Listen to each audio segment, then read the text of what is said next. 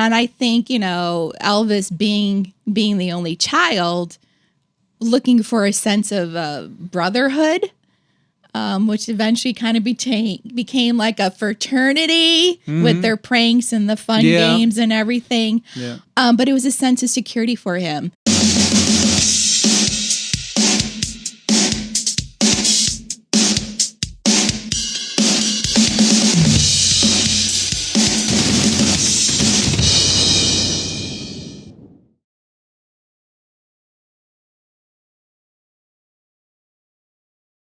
Today, we've got a little bit of a background story we want to give you on the founding fathers, if you will, of a little team that circled Elvis around, and they called them what? The Memphis Mafia, of course, yes.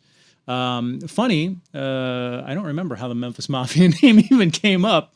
As far as I think, was that a newspaper? Did you ever hear how it came? I had never heard how it came up. It was a reporter out of the Denver area. Oh, is that what it was? Yeah, he was ripping at him because it was the entourage, and since they were from the South, they acted like they were unorganized. Well, they were a well-organized machine, that's for sure. So as to an organized affiliation. Gotcha. Okay.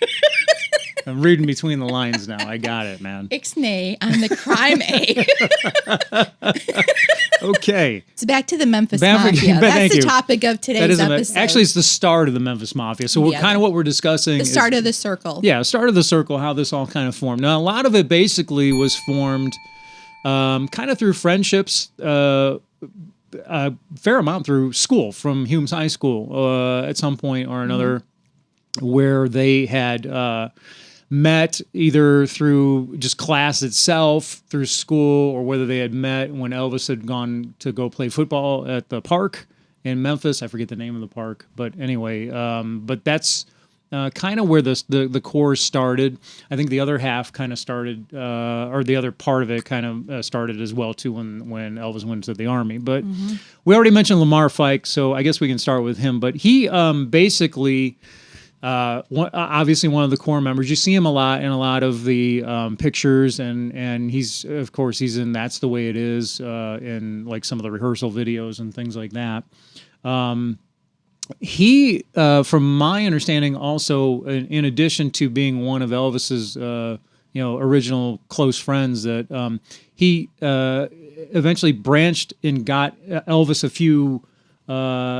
Urged him to do a few songs along the way. Like one of them, I guess, was Kentucky Rain, was one that he urged him to that he should probably take on.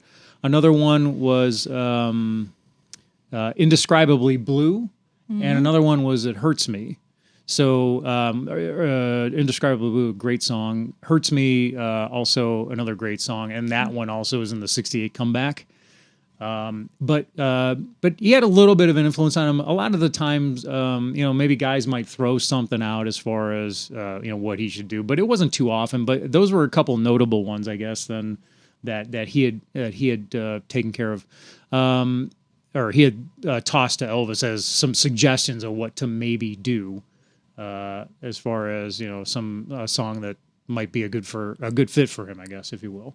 So, but Lamar was, he was kind of, like a caretaker, again, because I think just of his presence, he was kind of like the whip, if you will. Not that Lamar was per se a heavy hand, but just... He had a lot of influence in decisions. Yeah, exactly. So he... In summary, bring it back. Thank you so much. Appreciate it. Yeah. So he's one of the original. He personally is my favorite. I don't know if he's on your list. As far as one of favorites, I shouldn't say he's not. I like all these guys really, but he's like one of my upper tier favorite guys on the list. Another one, Red West. Now this guy is, I believe is he the original? I can't remember I don't know if he's the original. You guys could probably tell me out there too. If he was the actual original Memphis Mafia guy. He basically was known for, he met Elvis in high school. He knew of Elvis going around classrooms and so forth like that. But he, I guess famously now at this point, popped in and saw Elvis being harassed one day. I can't remember if it was in the restroom or something like that. And guys were giving him a hard time, basically, I think, by the way he looked or the way he dressed. Well, and also back then, majority of the guys had crew cuts. They had the short hair. Right. And Elvis was sporting the longer hair. Yeah. And the ducktail, probably. And the other teen boys, being, teen boys that they are, were harassing Elvis. And they were had him, and they were going to shave his head.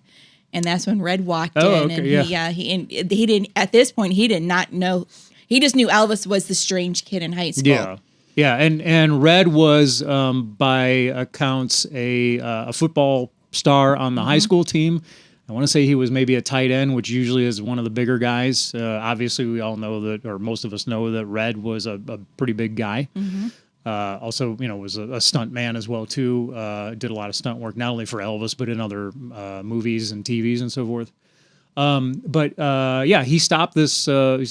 And pretty much, more or less instantly, became one of Elvis's good friends, and obviously that was his introduction into the Memphis Mafia. A couple things that are pretty cool about Red West that are notable in my book anyway. I mentioned he was a stunt man. So a lot of times you'll see in Elvis's movies, where you'll see fight scenes. A lot of times Red West is in those. You can pretty well pick him out. They really didn't disguise him too often as far as like an adversary character, if you will. So you'll see him a lot there. I do remember, I actually just recently saw Blue Hawaii. And not that he was was he one of the beach bums? But he was. Sing the Beach Boy. Sorry. God, those Beach Boy blues. Okay.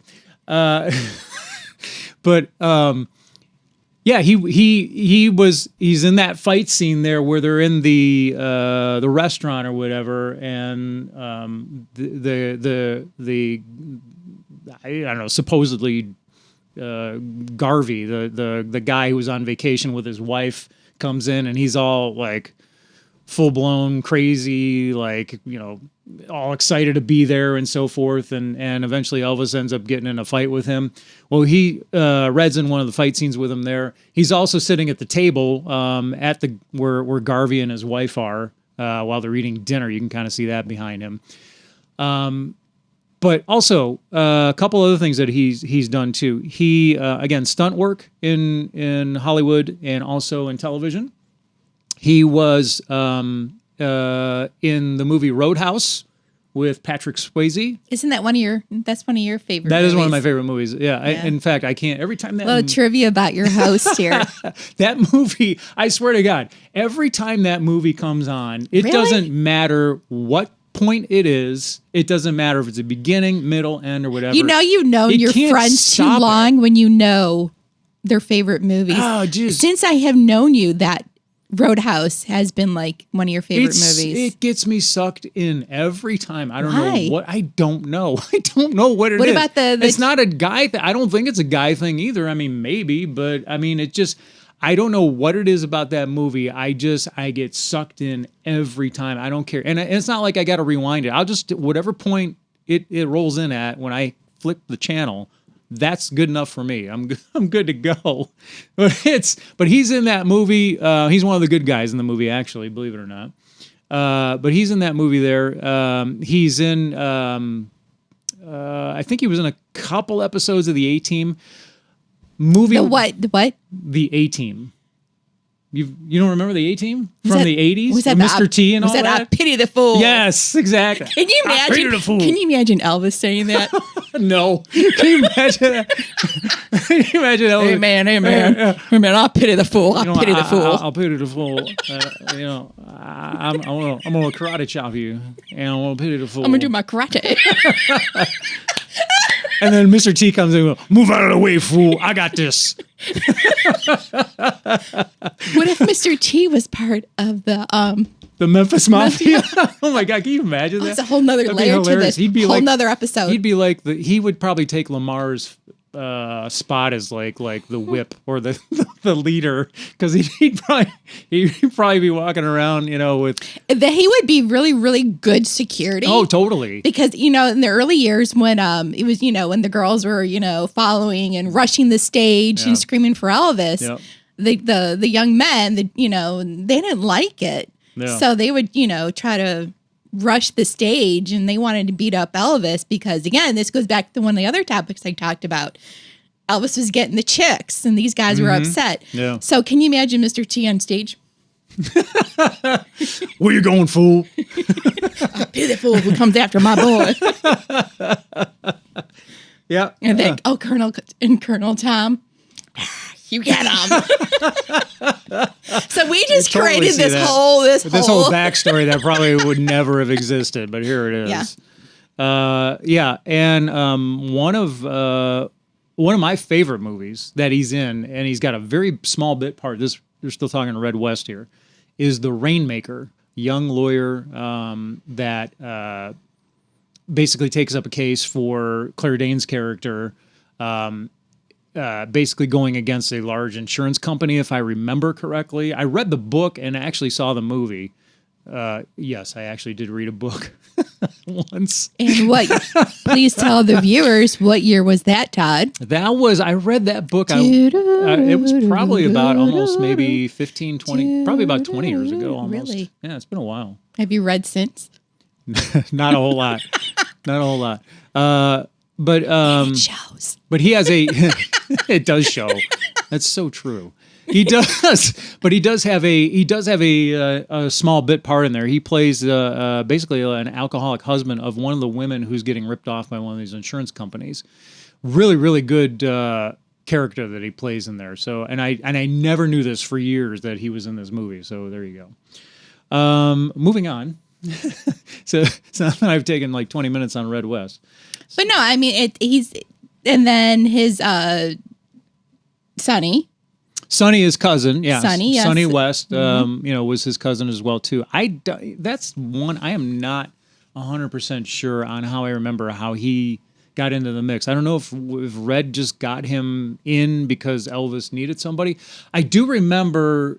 I take that back. I do remember a story, and I think Sonny told it, that basically he might, I don't know if he was at one of the touch football games or at some kind of scuffle, but basically whatever it was, that Elvis was there and Sonny got kind of knocked around a little bit, but at the same time he ended up basically sticking up for himself. Oh, that was the roller skating incident? Is that? Oh, maybe that's when what they would do like roller derby and yeah, just maybe like that's what it was. Knock the crap out of each other. Yeah, okay. And yeah, that's when he took Sonny underneath his wing. Yeah, because I remember apparently I think it was per Sonny, Elvis said, he goes, I really like the way you took care of yourself, man. I'll get you a job. Yeah, I like the way you took care of yourself. Protect man. me, be part of my security. No, I just think it's neat how these guys, you said, started back in the high school. Yeah. Lamar goes back, 54, 55. Sonny goes back to then. Marty Lacker is another one. Yeah, Marty came from New York City. Yep. Moved to Memphis, met him in high school. Yep. Marty brought kind of like the city smart. Mm-hmm. Then who else did you have? Then you said went into the army. That's he met Joe. He met Joe Esposito, Charlie. Charlie Hodge. Yeah, of course, Billy Smith was his cousin as well too, yes. and Billy was around since the early days. Obviously, a relative. Fortunately for us, Billy's still here with us, and he's Hi, Billy. Yes, hello, and he's got his own channel as well too. So guys, check that out. We'll put a link down below for that as well too. But yeah, he's got a lot of stories. But yeah, Billy was there. And again, these guys, like Billy was like 18 years old when he started. Was he? Okay. Yeah. So all these guys, so they're all young, 17, 18, 19 years old. Yep.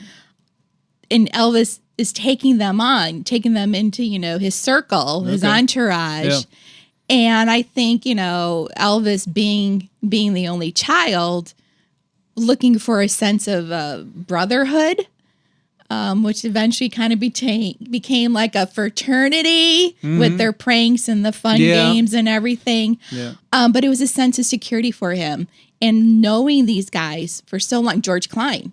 Yes. And let's go back to Wink Martindale, even though he wasn't part of the Memphis Mafia, but that was his security blanket. Yeah. Those were his brothers. Yes. They fought like brothers. Yes. They bickered. They had fun. Yeah.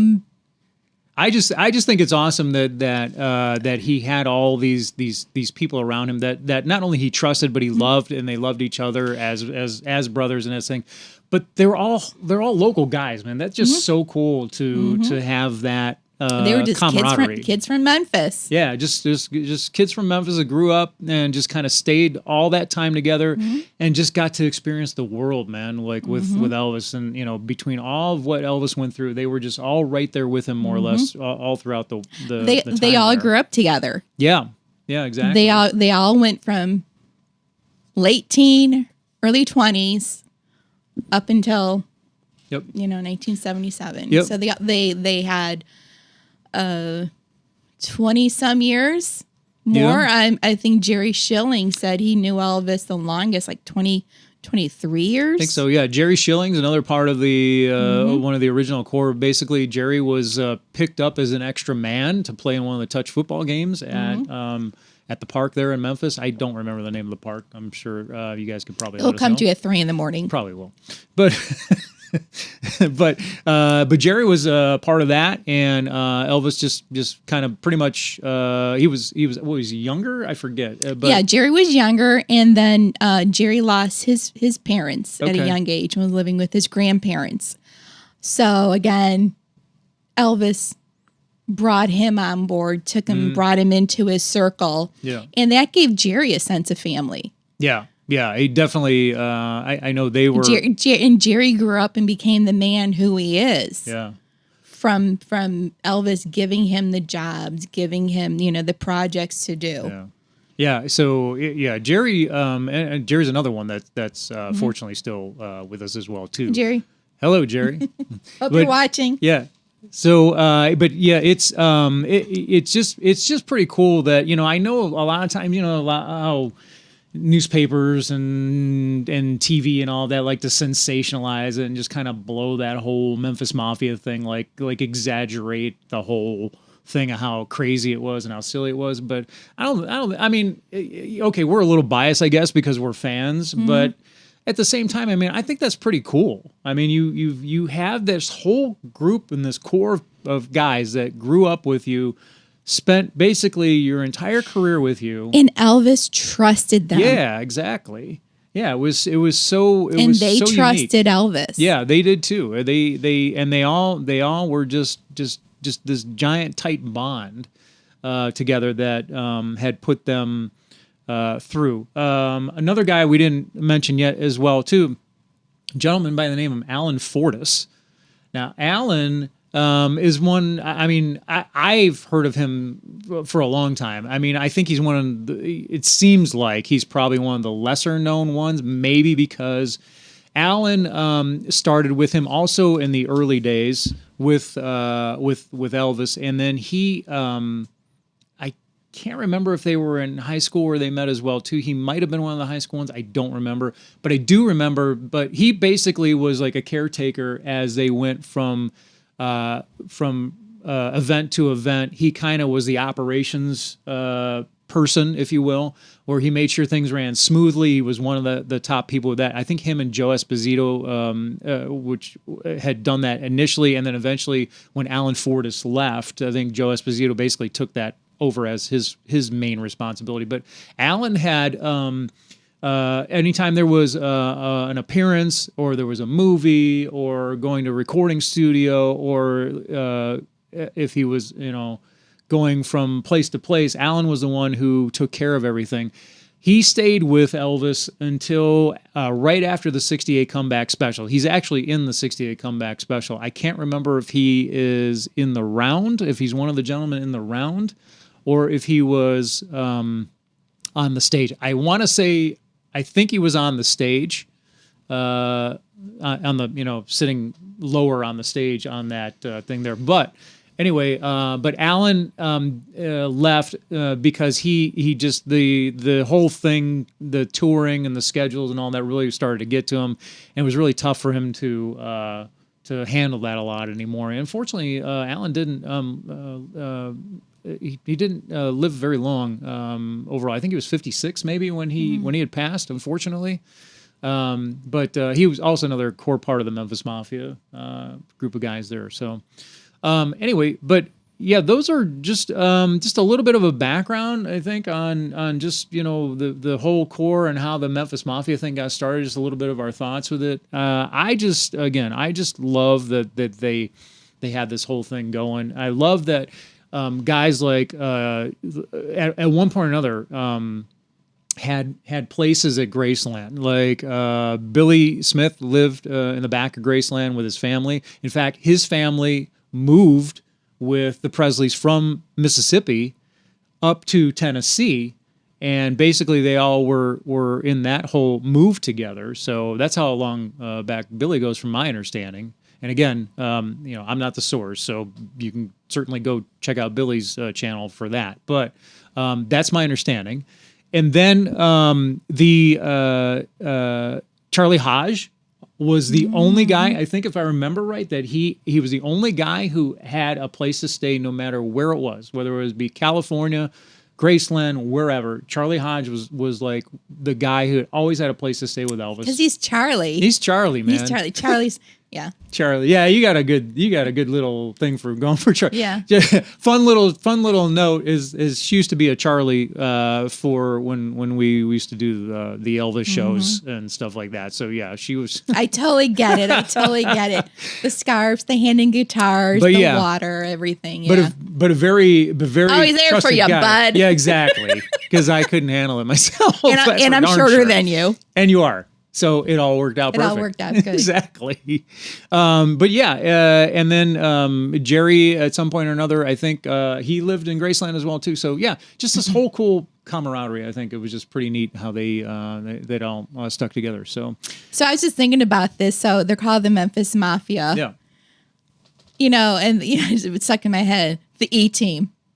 The E-Team. Can you imagine like the E-Team like in 1972 a crack actually it was probably in 1955 a crack team of misfits from the Humes High School ended up all together and formed what became known today as the E-Team. Well, no, I mean they were a team, and then the movies, and then how many times he brought them in as extras into the movies? Oh, all the time. He didn't even tell the producers and everything. Yeah. He just work them in. Actually, just put them in there at some point. I think they all pretty much appeared in the movie.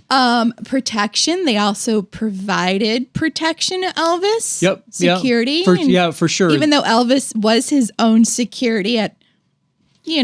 Yeah, he definitely was able to take care of himself. Take care of his own, but they provided that extra additional layer of security. Well, and of course, the cool thing about that is that with that whole security detail, they were very, very well organized. They were like a well-oiled machine. They would literally go. It's almost like the way a dignitary or somebody would be traveling about. A couple days before, they'd have a team go check out where he was headed to. They would go prep the place. They would scope it out. They would check to make sure things are copacetic. As far as do we have ins, outs? Where do we come? Where do we go? How are we staying here? What's the core? They would basically do all this in advance, and to the point of I don't know if it was the Denver Police Department or wherever that Elvis ended up becoming friends with or what have you. But they were like super impressed by the whole detail. They'd be like, this is like such a well-organized team of guys that would They were protecting their brother. Yeah. They were protecting family. Yeah, absolutely. And this comes back to the love they had for Elvis and the love Elvis had for them. Yeah. They were his brothers. Yeah. And in those... from 55, 77, he did so much in those 20 plus years. Geez, yeah, and these guys rode that exciting ride with him. Well, and not just and how awesome is that? It is, and not just there. Like, I mean, in Germany, like when he went over to Germany, a lot of these guys went over there with well, of course, he met a couple of them in the army, is where they met. But Lamar was over there with them. But Lamar was over there with him. He met Charlie, I think, in the army. I think he met Joe Esposito in the army. But all these guys, these guys were over there with him. They rode this whole thing with him. It's just an unbelievable ride. I mean, can you imagine just like when you watch these guys sit around and you see what's now the older, 30 some odd year old videos of them sitting around talking about their life and times with Elvis and how they just reflect on all this crazy stuff that, that they did with him. It's like, oh my gosh, can you imagine you're growing up in this tiny little town, basically. I mean, Memphis is a larger city, but compared to other places. They were just boys from the South. I mean, and you just... none of them came from luxury. No. None of them were born when it was a spoon in their... Yeah, exactly. Yeah, they all had hard upbringings. Yeah. And look where life took them. Yeah, that's so cool. So amazing. Yeah. But that's our episode for the Elvis Impact today. We hope you enjoyed it. And if you've got any comments that you wanted to add, what are your memories from the Memphis Mafia, other than maybe some of the typical stuff maybe you've heard, leave them down below. We'd love to hear some of that for you. Don't forget, if you like what you see, please subscribe. We'd love to have you as a subscriber. Any of our subscribers that sign up automatically become one of our EIPs. Thanks for hanging with us with this episode. We have more episodes planned for the future. So thanks for hanging with us. Appreciate it very much. Until the next time, see you later. Peace. One of us is going to jail, and it's not going to be me. Actually, I should do that in my Jimmy store. One of us is going to jail, Potter, and it's not going to be me. It's actually not Potter. It's what's his name? Was that Lamar Fike? No, that's Jimmy Stewart from It's a Wonderful Life. What did you say? Like when he gets all found out at the movie where he gets all like he gets busted because they misplaced $15,000 or $8,000. It's not gonna be me. I misplaced $8,000. Look, you drunken old man, or whatever he said to his Uncle Bill. Look, Uncle Billy, one of us is going to jail. It's not going to be me. Anyway. We can edit that out. And I'm thinking of Lamar Fike when he was talking about when they brought Priscilla home. What's that story? So when Priscilla came to Graceland and everything, they're all sitting around. Yeah. And I guess Elvis was like, so, hey guys, what do you guys think? And Lamar Fike was like, I just know we're going to be going to jail. And he's like, I'll lean back. Why does that not surprise me for Lamar Fike?